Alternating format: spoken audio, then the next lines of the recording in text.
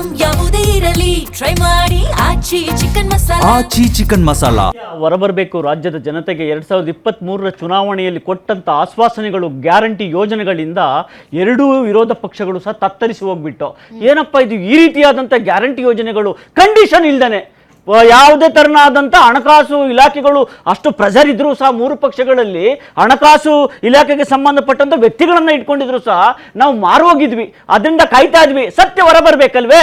ಯಾವಾಗ ದಿವಾಳಿ 3 ವರ್ಷ ಕೊಟ್ರಲ್ರಿ ಸರ್, ಸತ್ಯ ಅದನ್ನ ಇವತ್ತು ರಾಧಾ ಮೇಡಮ್ ಜೊತೆ ಚರ್ಚೆ ಮಾಡ್ತಾ ಇದೀವಿ. ಸತ್ಯ ಹೊರಬರ್ಬೇಕಾದ್ರೆ ಪಕ್ಷ ದಿವಾಳಿ ಆಗ್ಬೇಕು.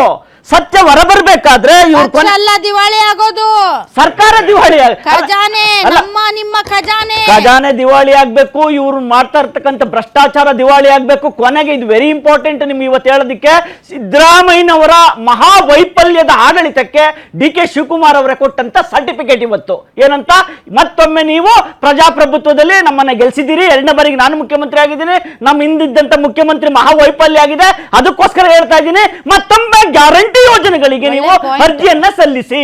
ಯಾವ ರೀತಿಯಾದ ಅರ್ಜಿಯನ್ನ ಸಲ್ಲಿಸಿ ಅಂತ ಹೇಳಿದ್ರೆ, ಇವತ್ತು ನೀವು ಗೃಹ ಜ್ಯೋತಿ ಅದನ್ನು ಬಿಟ್ಬಿಟ್ಟಿದ್ರಿ ಪಾಪ ರಾಧಕ್ಕ. ಗೃಹ ಜ್ಯೋತಿ ಗೃಹಲಕ್ಷ್ಮಿ ಏನಿದೆ ಇವತ್ತು ಹೇಳಿದ್ರು ಸರ್, ಹೇಳಿದ್ರು ಏನಂತ, ಇವರು ಹೇಳಿದ್ದೇ ತಡ ರಾಜ್ಯದಲ್ಲಿ ಇರ್ತಕ್ಕಂಥ ನನ್ನ ತಾಯಂದಿರು 1,28,43,842 ಮಹಿಳೆಯರು ಅಪ್ಲಿಕೇಶನ್ ಒಗೆದ್ಬಿಟ್ರು. ಯಾರಿಗುಂಟು ಯಾರಿಗಿಲ್ಲ ಲಾಭ ಹಾಕಬಿಡೋಣ, ನನಗೂ 2,000 ಬರುತ್ತೆ ಅಂತ ಹೇಳಿ. ಇದೇ ಮಹೇಶ್ ತೆಂಗಿನಕಾಯಿ ಅವರು ಮಾತನಾಡ್ತಾ ಇದ್ರು. ಚುಕ್ಕೆ ಇಲ್ಲದ ಗುರುತಿನ ಪ್ರಶ್ನೆ 2053 ಬೆಳಗಾವಿ ಅಧಿವೇಶನದಲ್ಲಿ ಕೇಳಿದಂತ ಸಂದರ್ಭದಲ್ಲಿ ಅವತ್ತು ನುಂಚ್ಕೊಂಡ್ರು. ಇಬ್ರು ಹೆಣ್ಣು ಮಕ್ಕಳು, ಮಹೇಶ್ ತೆಂಗಿನಕಾಯಿ ಅವರು ಅದ್ ಹೇಳಿಲ್ಲ, ನಾನು ಹೇಳ್ತಾ ಇದ್ದೀನಿ, ಇಬ್ರು ಹೆಣ್ಣು ಮಕ್ಕಳು PL ಹಾಕಿದ್ರು ಹೈಕೋರ್ಟ್ ಅಲ್ಲಿ. ಏನಾಯ್ತು? 5,000 ಕೋಟಿ ನಿಮ್ದು ಕೊಡಿ ಅಂತ ಹೇಳಿ, ಇನ್ನೂ ಉತ್ತರ ಬಂದಿಲ್ಲ. ಹೈಕೋರ್ಟ್ ಅಲ್ಲಿ PL ಇದೆ. ಇವೆಲ್ಲವನ್ನ ಆಧಾರವಾಗಿ ಇಟ್ಕೊಂಡು ಇವತ್ತು ನಾವು ಮಾತನಾಡೋದಾದ್ರೆ, ಕಾಂಗ್ರೆಸ್ ಸರ್ಕಾರ ಇವತ್ತು ಬಡವರನ್ನ ಮತ್ತೊಮ್ಮೆ ಕತ್ಕೊಯ್ದಿದೆ.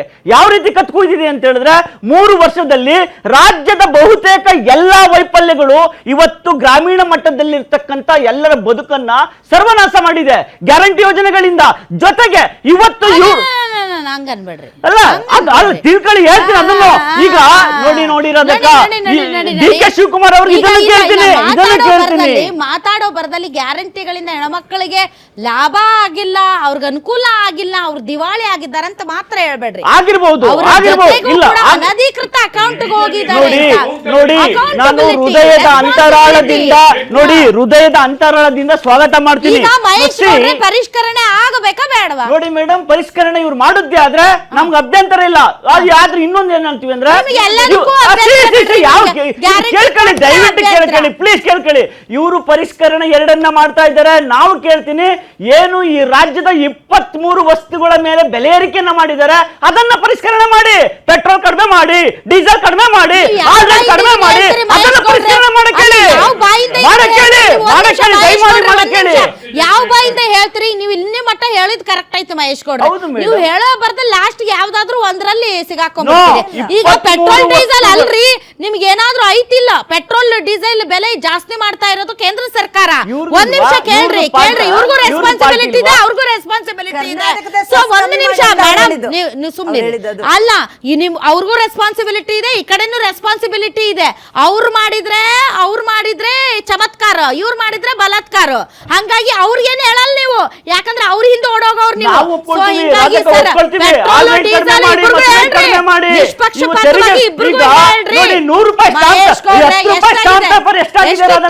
ಎಷ್ಟಿತ್ತು ಎಷ್ಟಾಗಿದೆ, ಅದನ್ನ ನೀವೆಲ್ಲ ಮಿಕ್ಸ್ ಮಾಡ್ಬೇಡ್ರಿ, ಎಲ್ಲ ಮಿಕ್ಸ್ ಮಾಡಬೇಡಿ. ಇಲ್ಲ ಎಲ್ಲ ಮಿಕ್ಸ್ ಮಾಡಿ. ಈಗ ರಾಜ್ಯ ಸರ್ಕಾರನೂ ಕೂಡ ಬಹಳಷ್ಟು ಬೆಲೆ ಏರಿಕೆ ಮಾಡಿದ್, ನಾ ಇಲ್ಲ ಅಂತ ಹೇಳಿಲ್ಲ. ರಾಜ್ಯ ಸರ್ಕಾರನು ಬೆಲೆ ಏರಿಕೆ ಮಾಡಿದೆ. ಈಗ ಅಬಕಾರಿ ಸುಂಕ ಇಲ್ಲ ಅಂತಂದ್ರೆ ರಾಜ್ಯ ಸರ್ಕಾರ ಬೊಕ್ಸಕ್ಕೆ ಬರಲ್ಲ, ಏನು ದುಡ್ಡು ಬರಲ್ಲ, ಅಂದ್ರೆ ಸೆಸ್ ವ್ಯಾಟ್ ಏನು ಹಾಕ್ತಾರೆ ಅದು. ಬಟ್ ಜನರಿಗೆ ತೊಂದರೆ ಇರುವಾಗ ಅದನ್ನು ಕಡಿಮೆ ಮಾಡಿ ಅಂತ ಹೇಳೋದು ಸರಿನೇ ಇದೆ ವಾದ. ಅದರ ಜೊತೆಗೆ ನಿಮ್ ಪಾರ್ಟ್ನರ್ ಬಿಜೆಪಿಗೆ ಹೇಳ್ರಿ, ಮೋದಿ ಸರ್ಕಾರಕ್ಕೂ ಹೇಳ್ರಿ, ಪೆಟ್ರೋಲ್ ಡೀಸೆಲ್ ಬೆಲೆ ಕಡಿಮೆ ಮಾಡಿ ಇಷ್ಟು ದಿನ ನೀವು ಕಡಿಮೆ ಮಾಡಿಲ್ಲ, ಅದ್ರ ಲಾಭ ಪಡ್ಕೊಂಡ್ರಿ ಇಷ್ಟು 10 ವರ್ಷದ ಗಟ್ಲೆ, ಈಗ ಮತ್ತೆ ಜನರ ಮೇಲೆ ಹಾಕ್ಬೇಡ್ರಿ ಅಂತ ಅವ್ರಿಗೂ ಹೇಳ್ರಿ.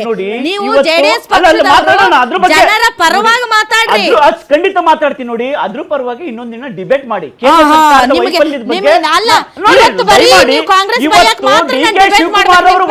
ಮುಖ್ಯಮಂತ್ರಿ ಆಗಿದ್ದೇ ತಡ 3 ವರ್ಷದಲ್ಲಿ ಕಣ್ಣು ಕಾಣ್ಲಿಲ್ವಾ? ಇವರ ಕಾರ್ಯಕರ್ತರನ್ನ ಸಾಕೋದಿಕ್ಕೆ ಸಾಹೇಬ್ರು ಹೇಳ್ದಂಗೆ ಒಳ್ಳೆ ಒಂದು ಪಾಯಿಂಟ್ ಒಳ್ಳೇದು ಹೇಳಿದ್ರಿ. ನಾನು ಐ ಡು ಎಂಡೋರ್ಸ್ ಇಟ್. ಏನು ಅಂತಂದ್ರೆ ಡಿ.ಕೆ. ಶಿವಕುಮಾರ್ ಅವ್ರು ಬರ್ತಾ ಇದ್ದ ಹಾಗೆ ಸಿದ್ದರಾಮಯ್ಯನವರು 3 ವರ್ಷದಲ್ಲಿ ನೋಡಿ ಈ ವೈಫಲ್ಯ ಮಾಡಿದ್ದಾರೆ ಅನ್ನೋದನ್ನ ಕಣ್ಣಿಗೆ ರಾಚುವ ತರ ಅವರು ಅದನ್ನ ಪ್ರತಿಬಿಂಬಿಸುತ್ತಿದ್ದಾರೆ ನೇರವಾಗಿ ಹೇಳದೆ ಅಂತ ಹೇಳಿದ್ರಲ್ಲ, ಆ ಪಾಯಿಂಟ್ ನಾನು ಒಪ್ಕೊಳ್ತೀನಿ. ಬಟ್ ಇವತ್ತು ಇಡೀ ಡಿಬೇಟ್ ಅಲ್ಲಿ ರಘು ದೊಡ್ಡೇರಿ ಅವರು ತುಟಿ ಪಿಟ್ಟ ಕಂದಿಲ್ಲ. ಅವ್ರು is waiting for his turn. Please allow him to talk ಅಷ್ಟೇ. ರಘು ದೊಡ್ಡೇರಿ ಅವರೇ, ನೀವು ಭಾಷಣ ಹೊಡೆಯಕ್ಕಲ್ಲ ನಾನು ಕೇಳೋ ಪ್ರಶ್ನೆ ಅಂದ್ರೆ ಜನಪರ ಪ್ರಶ್ನೆ. ಹೌದು ಸ್ವಾಮಿ, ನೀವು ಬಡವ್ರು ಕೊಟ್ಟಿದ್ದೀರಿ, ನಾನು ಇಲ್ಲ ಅಂದಿಲ್ಲ. 3 ವರ್ಷ ಕೊಟ್ಟಿದ್ದೀರಿ ನಮ್ಮ ತಾಯಂದ್ರಿಗೆ. ಎಷ್ಟೊಂದ್ರ ಜನರ ಬಾಳಲ್ಲಿ ಆ 2,000 played a important role and hats off to government. ನಾನು ಅದಕ್ಕೆ ಏನಿರಲ್ಲ. ಬಟ್ ನೀವೇ ಹೇಳೋ ಪ್ರಕಾರ ಅನಧಿಕೃತ ಖಾತೆಗಳಿಗೆ ಹೋಗಿದೆ ಅಂತ, ಅದಕ್ಕೆ ರೆಸ್ಪಾನ್ಸಿಬಿಲಿಟಿ ಯಾರು ತಗೊಳ್ತಾರೆ? ಯಾಕೆಂದ್ರೆ ಈ ದೇಶದಲ್ಲಿ ಎಲ್ಲದಕ್ಕೂ ಒಂದು ಅಕೌಂಟಬಿಲಿಟಿ, ರೆಸ್ಪಾನ್ಸಿಬಿಲಿಟಿ. ನೀವು ಮೋದಿ ಸರ್ಕಾರವನ್ನ ಕೇಳ್ತಾ ಇರುವಾಗ ನೀವು ಕೂಡ ಆತ್ಮಾವಲೋಕನ ಮಾಡ್ಕೋಬೇಕಾಗುತ್ತೆ. ಇದಕ್ಕೆ ಯಾರು ರೆಸ್ಪಾನ್ಸಿಬಲ್ ಅದನ್ನ ಹೇಳಿ. ಆಯ್ತು, ನೀವು ಹೇಳ್ತೀನಿ. ನೀವು 4 ಜನ ಪ್ರಶ್ನೆ ಕೇಳಿದಿರ, 4 ಜನಕ್ಕೆ ಉತ್ತರ. ನಿಮ್ಮ ಪ್ರಶ್ನೆಗೆ ಮಾತ್ರ ಉತ್ತರ ಕೊಟ್ಟರೆ ರಾಜ್ಯ ಜನತೆ ಇವ್ರು ಕೇಳ್ತಕ್ಕಂಥ ಪ್ರಶ್ನೆಗೆ ಉತ್ತರ ಕೊಡ್ಬೇಕಾಗ್ತದೆ. ನಿಮ್ಮ ಪ್ರಶ್ನೆ ಉತ್ತರ ಕೊಡ್ತೇನೆ. 1 ನಿಮಿಷ.